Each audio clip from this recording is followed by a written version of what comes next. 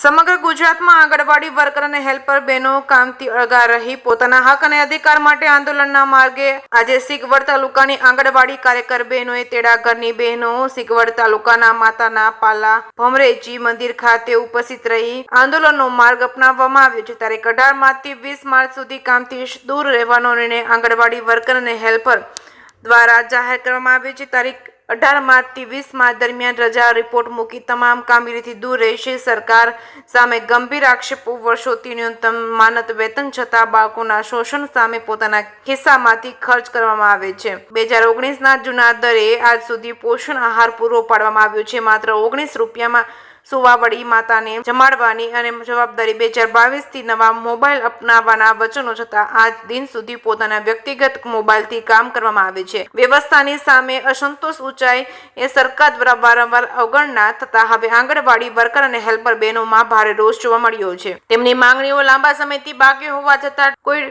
પગલાં લેવામાં આવ્યા નથી। આ દિવસોમાં સેવાઓ પર અસર તારીખ 18 થી 20 દરમિયાન પોષણ આહાર વિતરણ બંધ રહેશે। નાસ્તો અને દૂધ પુરવઠો બંધ રહેશે।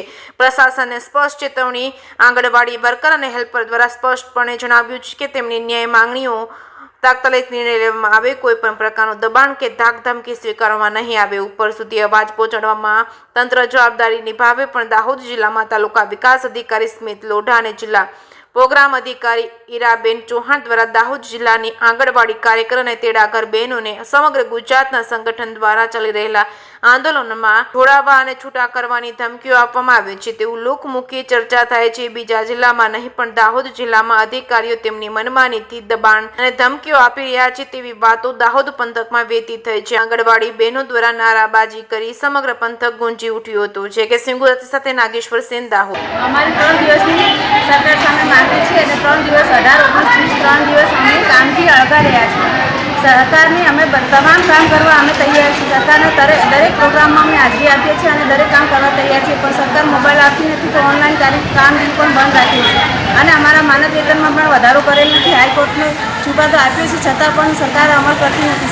સરકાર બાળકોના પોષણ માટે જોવે છે પણ કાર્યકરોના માનદ વેતનમાં વધારો કરતી નથી।